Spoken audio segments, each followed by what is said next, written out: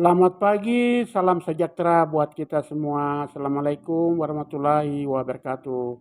Perkenalkan, nama saya Yol Halitopo. Saya adalah dosen Poltekkes Kemenkes Jayapura, Prodi D3 Keperawatan Wamena. Mata kuliah yang saya ampu sesuai dengan bidang keilmuan saya, yaitu ilmu keperawatan. Adapun mata kuliah yang saya ampu pada semester ini adalah kebutuhan dasar manusia, farmakologi, keperawatan jiwa, kebijakan pelayanan kesehatan, keperawatan HIV/AIDS, epidemiologi penyakit tropis. Pada kesempatan ini saya akan menjelaskan mata kuliah yang saya ampu, yaitu mata kuliah kebutuhan dasar manusia. Mata kuliah ini merupakan mata kuliah tim dan juga memiliki bobot 5 SKS, yaitu 3 SKS teori dan 2 SKS praktikum. Mata kuliah kebutuhan dasar manusia membahas tentang prinsip-prinsip teoritis dan keterampilan klinis keperawatan tentang pengenalan dan dasar-dasar fundamental tentang kebutuhan dasar manusia yang terkait dengan bidang kesehatan. Peran perawat dalam upaya pemenuhan kebutuhan dasar manusia serta teknik keterampilan dalam upaya pemenuhan kebutuhan dasar manusia pada pasien yang diakibatkan oleh berbagai masalah kesehatan. Mata kuliah kebutuhan dasar manusia ini terkait berbagai sistem pada individu sesuai tingkat usia manusia, mulai dari bayi sampai dengan lansia. Fokus mata kuliah ini meliputi berbagai aspek yang terkait dengan kebutuhan dasar manusia. Kegiatan pembelajaran mahasiswa berorientasi pada pencapaian kemampuan berpikir kritis, sistematis, komprehensif, dan kritis dalam mengaplikasikan konsep kebutuhan dasar manusia dengan pendekatan asuhan keperawatan sebagai dasar penyelesaian masalah.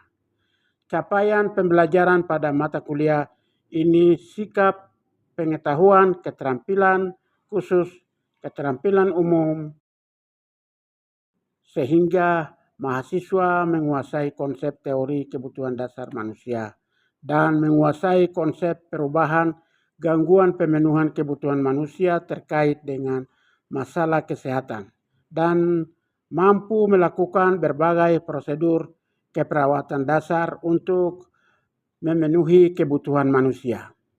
Selanjutnya, agar mahasiswa mampu melakukan asuhan keperawatan dengan kasus kebutuhan dasar manusia terkait dengan multisistem pada individu atau kelompok dengan berbagai tingkat usia sesuai dengan standar yang berlaku dengan berpikir kreatif dan inovatif sehingga menghasilkan pelayanan kesehatan yang yang efektif. Untuk mencapai kompetensi, mahasiswa akan diberi materi perkuliahan sebanyak 14 kali pertemuan dengan menggunakan metode pembelajaran. Metode pembelajaran di kelas diantaranya adalah ceramah dan tanya jawab. Dosen memberikan penjelasan tentang materi pembelajaran dilanjutkan dengan tanya jawab. Untuk tutorial, metode ini dilakukan dengan tujuan untuk meningkatkan penguasaan materi melalui bimbingan belajar yang mampu menciptakan situasi belajar yang kondusif.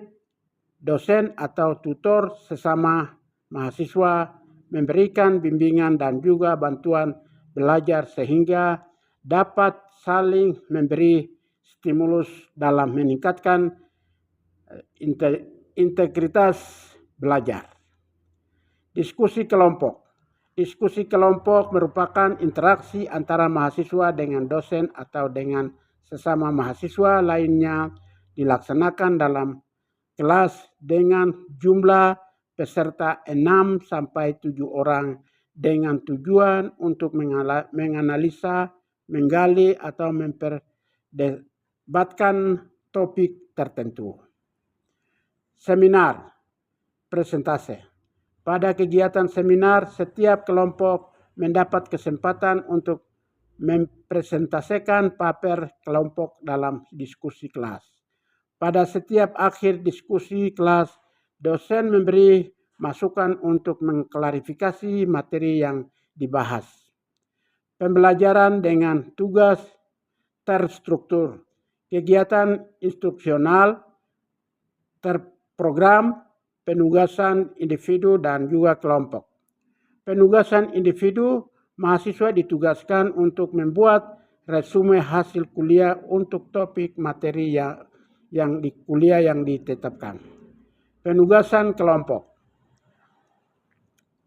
Mahasiswa dibagi ke dalam penugasan yang dimaksud adalah penugasan membuat makalah dan juga topik materi pembelajaran yang ditetapkan. Pengumpulan tugas, makalah kelompok dengan resume proses dan hasil perkuliahan. Materi yang dibahas adalah kebutuhan dasar manusia dengan pokok-pokok pembahasan adalah sebagai berikut. Yang pertama, menjelaskan konsep teori kebutuhan dasar manusia dan juga menjelaskan konsep dalam pemenuhan kebutuhan oksigenasi dan menjelaskan beberapa keterampilan dalam pemenuhan kebutuhan oksigenasi dan seterusnya menjelaskan konsep dalam pemenuhan kebutuhan cairan dan juga menjelaskan beberapa keterampilan dalam pemenuhan kebutuhan cairan. Dan selanjutnya menjelaskan konsep pemenuhan kebutuhan nutrisi dan juga menjelaskan beberapa keterampilan dalam pemenuhan kebutuhan nutrisi. Dan selanjutnya menjelaskan konsep pemenuhan kebutuhan eliminasi dan juga menjelaskan beberapa keterampilan dalam pemenuhan kebutuhan eliminasi. Dan selanjutnya menjelaskan konsep pemenuhan kebutuhan aktivitas dan juga menjelaskan beberapa keterampilan dalam pemenuhan kebutuhan aktivitas. Dan selanjutnya menjelaskan konsep pemenuhan kebutuhan istirahat dan tidur dan juga menjelaskan beberapa keterampilan dalam pemenuhan kebutuhan istirahat dan tidur. Dan selanjutnya menjelaskan konsep pemenuhan kebutuhan rasa aman dan nyaman dan menjelaskan beberapa keterampilan dalam pemenuhan kebutuhan rasa aman dan nyaman. Dan menjelaskan konsep pemenuhan kebutuhan suhu tubuh dan juga menjelaskan beberapa keterampilan dalam pemenuhan kebutuhan suhu tubuh. Dan menjelaskan konsep kebutuhan seksual dan juga menjelaskan konsep pemberian obat-obatan. Dan juga menjelaskan beberapa keterampilan dalam pemberian obat-obatan. Teknik pengajaran yang saya gunakan adalah DIAL.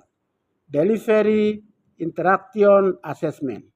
Delivery di mana materi disampaikan dengan baik agar mahasiswa dapat memahami apa yang diajarkan.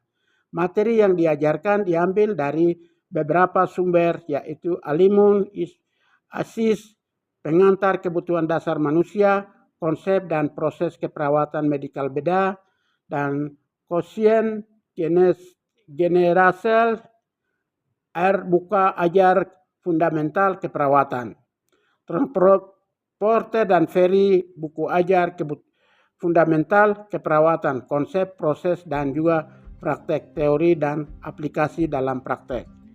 Metode yang saya gunakan adalah ceramah, tanya jawab, atau case study, di mana mahasiswa diberikan kasus eliminasi urin dan fekal, small group dissection diberikan kasus dalam kelompok kecil dan juga dipresentasikan. Teknik yang saya gunakan untuk pembelajaran laboratorium adalah demonstrasi di mana SKS praktikum sebanyak 2 SKS. Adapun pencapaian pembelajaran mampu melakukan asuhan keperawatan gangguan eliminasi urin. Seperti pemasangan kateter dan praktek pertolongan kebutuhan BAK dan BAB di atas tempat tidur dengan benar. Sebelumnya mahasiswa dibekali beberapa teori mengenai kasus-kasus eliminasi urin dan fekal serta peranan kebutuhan dasar manusia kepada pasien yang ada terbatas dalam BAB dan BAK, kemudian dipraktekkan di laboratorium. Interaction, bagaimana interaksi saya dan juga mahasiswa dalam perkuliahan. Saya menstimulasikan mahasiswa untuk bertanya terkait kasus-kasus kebutuhan dasar manusia yang biasanya mereka temui di daerah pedalaman terpencil, sehingga proses perkuliahan belajar secara komunikatif. Saya juga menggunakan media WhatsApp untuk memberikan kesempatan kepada mahasiswa apabila terdapat kendala-kendala dalam hal penugasan.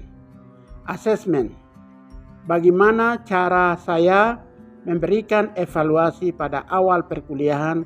Saya menjelaskan kepada mahasiswa mengenai kontrak perkuliahan, yaitu bobot penilaian tugas 30% dan juga UTS 35% dan UAS 35%. Kehadiran kurang lebih dari 85% dan absensi lebih dari 15%, peserta didik yang bersangkutan tidak dapat mengikuti ujian sebelum menyelesaikan penugasan. Kehadiran kurang lebih dari 75%, absensi lebih dari 25%, peserta didik tidak dapat mengikuti ujian dan harus mengikuti ulang pada semester berikutnya. Selanjutnya saya akan menampilkan cuplikan mata kuliah saya hari ini yang yaitu konsep kebutuhan dasar manusia menurut Abraham Maslow, 5 pokok kebutuhan dasar manusia. Pagi hari ini akan kami belajar dengan materi yaitu konsep manusia dan kebutuhan dasar menurut Abraham Maslow. Untuk itu materi yang akan saya paparkan adalah topik itu pertemuan yang pertama ya. Pertemuan yang pertama, kebutuhan dasar manusia itu terdiri dari menurut Abraham Maslow, nanti saya akan jelaskan, adalah kebutuhan dasar manusia itu sangat penting untuk dalam kehidupan kita sehari-hari, yaitu seperti misalnya makanan, air, keamanan, cinta, dan lain-lain. Merupakan hal yang penting untuk mempertahankan hidup kesehatan. Kebutuhan yang berbeda-beda sesuai dengan tingkat perkembangan. Ini adalah materi konsep manusia. Menurut Abraham Maslow adalah ada piramida yang digambarkan, yaitu mulai dari kebutuhan dasar. Kebutuhan dasar adalah dibawa dari semua paling dasar. Itu merupakan salah satu kebutuhan pokok. Yang ini kebutuhan dasar ini belum memiliki, akhirnya kebutuhan yang lain tidak dikenal dan juga diakui. Penghargaan, ya itu adalah kebutuhan hierarki keempat, kebutuhan harga diri. Selanjutnya yang keempat masih ya, manusia juga membutuhkan penghargaan dan juga apresiasi dari orang lain. Seperti bila terpenuhi, seseorang merasa percaya diri dan juga berguna. Bila tidak terpenuhi, seseorang merasa tidak berdaya dan juga rendah diri. Ini yang akan hadapi. Mungkin ada yang ingin bertanya, saya memberikan kesempatan untuk bertanya kepada saya. Ada?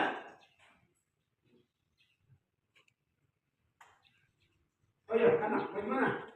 Bapak izin bertanya. Ya. Perkenalkan nama saya Budi.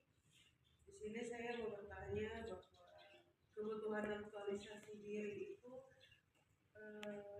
Tadi setelah saya paparkan materi tadi, mungkin kalian sudah pahami? Oke, kalau sudah pahami berarti saya akan bertanya lagi. Coba mungkin bisa kalian bisa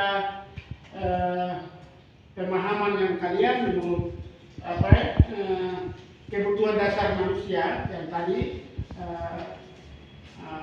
ada beberapa kebutuhan dasar manusia yang tadi saya uraikan tadi, paparkan saya kalian sudah kenal, sudah ikuti. Yang kebutuhan yang kedua adalah kebutuhan keselamatan psikologis.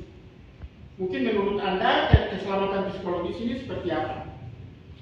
Kalian bisa memberikan contoh buat saya? Ya.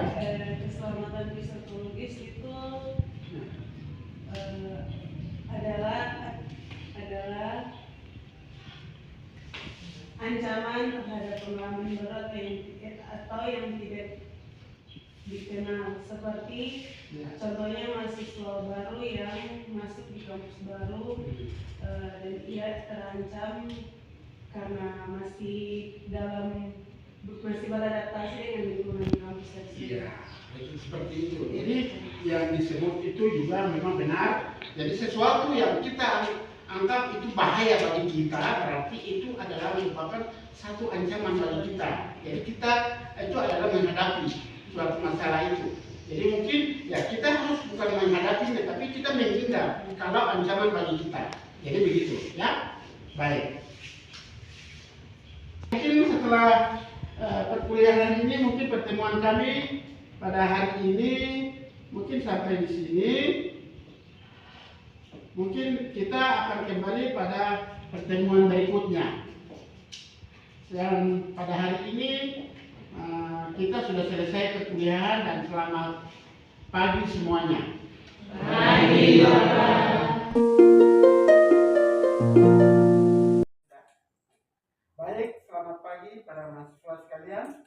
Pagi, Bapak. Dan pada pagi hari ini kita melakukan praktek keperawatan dasar, yaitu pasien yang tidak bisa buang air besar dan air kecil dengan sendiri, dengan indikasi pasien yang bisa bergerak, dia tidur di atas tempat tidur. Dengan kita menolong pasien tersebut untuk melakukan BAB dengan BAK di atas tempat tidur. BAB BAK tahu? Buang air besar dan buang air kecil. Itu yang mungkin akan kita lakukan dengan prosedur yang sebenarnya yang akan kita lakukan pada pagi hari ini adalah kita pasiennya ada terdiri di atas tempat tidur, dia ada sementara tidur, dan kita akan lakukan BAB dan BAK dengan beberapa tahap yang tadi kita sudah tahu bahwa tahap prainteraksi, orientasi, tahap kerja, dan tahap terminasi. Itu tetap akan kita lakukan. Sebelum kita lakukan, kita perkenalkan alat-alat yang akan digunakan untuk pada pagi hari ini. Alat-alat adalah semua yang ada di sini untuk menggunakan untuk pasien tersebut. Ini adalah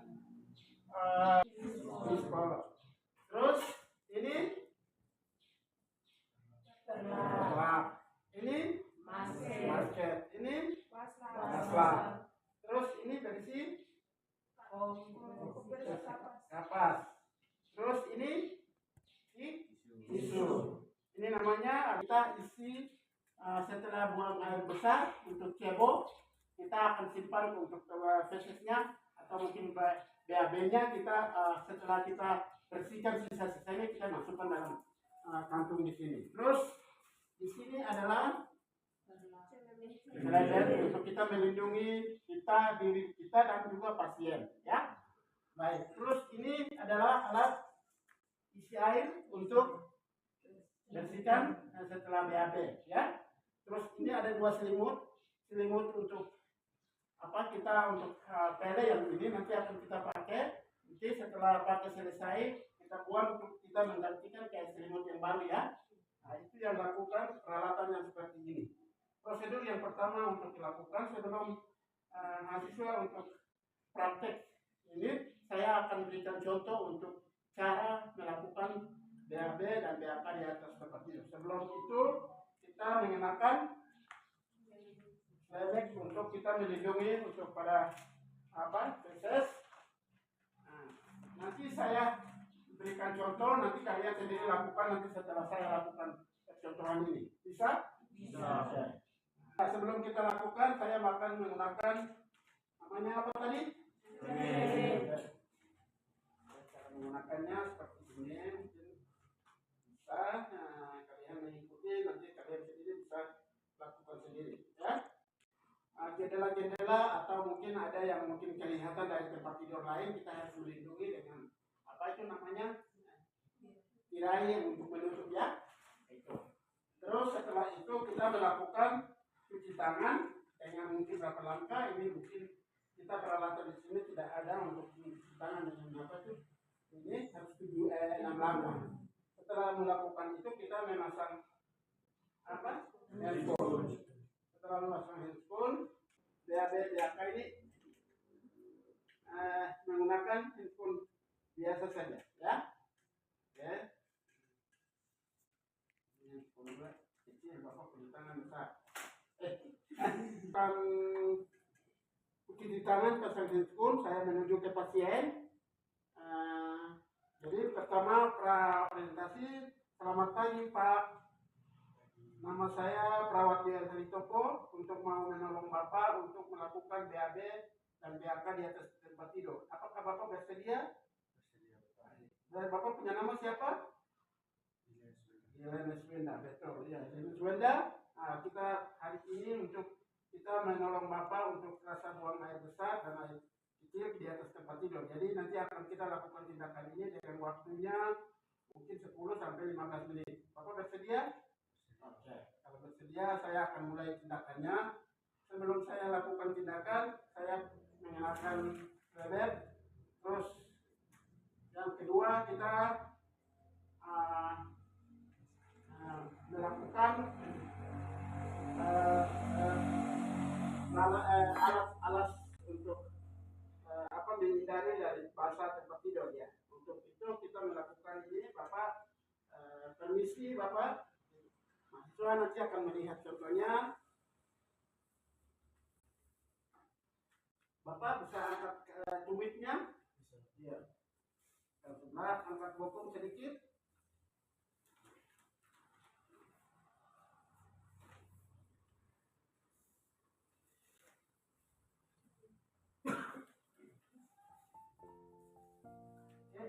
Ya, oke, sudah duduk Bapak. Oke, sementara begitu, terus setelah lakukan, nah ini kita melepaskan celana, nah, sampai turun, ya. Bapak buka celana, ya. Sudah? Oke, sudah. Baik, kita melakukan dengan masukkan ini namanya apa? Pispot. Ya, kita masukkan pispot. Bapak angkat tumit dua-dua. Terus angkatnya, ya, oke. Kita masukkan. Bapak angkat pada bokong sedikit. Ya, lagi, ya. Oke, sudah. Nah, ya. Terus Bapak rasa BAB, silakan melakukan BAB-nya. Saya akan tunggu 5 sampai 10 menit, ya. Kalau Bapak sudah selesai mengambil. Jadi setelah itu Bapak sudah BAB-nya sudah selesai. Oke, boleh Bapak angkat. Biasanya kalau ini namanya apa tadi? Pispot ini biasanya ada penutup, tapi kita punya ini tidak ada penutup. Jadi sebelum kita angkat itu harus tutup dia dulu. Terus tutup, ya, sini baru buang ke tempat di bawah. Sementara simpan. Setelah itu kita melakukan ceboknya. Kita menggunakan dengan apa? Plastik tadi. Kita menyiapkan plastik ini di samping. Ceboknya ini adalah kita menggunakan apa tadi ini namanya? Waslat. Waslat kita menggunakan ada air. Apa ya? Kita menggunakan untuk ambil air sedikit, kita cebok pada pasien tersebut. Angkat pas. Kita bersihkan ceboknya itu dari bawah ke atas atau dari atas ke bawah? Dari atas ke bawah. Ya, dari atas ke bawah. Ya. Jadi kita tahu bahwa dari prosedurnya bukan dari bawah ke atas, tapi dari atas ke bawah ya. Kenapa? Itu kalau dari bawah ke atas kita membuat kontaminasi alat-alat vital. Jadi harusnya dari atas ke bawah. Ya, begitu ya prosedurnya. Setelah ini bersihkan, setelah itu kita buang untuk tempat yang ini, untuk atas tisu dan segalanya. Setelah itu kita buang di tempat, terus setelah selesai cebok siram, terus kita keringkan pada area yang kita basahi tadi. Setelah itu kita selesaikan, terus mengenakan celananya. Ya Bapak mungkin pakai celana ya. Celana kembali ke sini naik. Sudah. Setelah itu kita ganti dengan selimut yang baru. Ya, menggunakan selimut baru. Ini nanti akan kita caranya kita harus mahasiswa pegang sebelah. Caranya kita harus mahasiswa pegang sebelah. Oke, sambil ini kasih turun kita kenakan. Oke, ya seperti ini. Ya. Oke. Terus setelah itu sudah selesai, kita akan masuk dalam terminasi. Bagaimana perasaan Bapak setelah saya lakukan tindakan ini?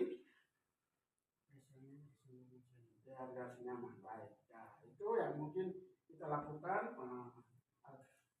Setelah ini kita akan kembali itu terminasi, terus dokumentasi.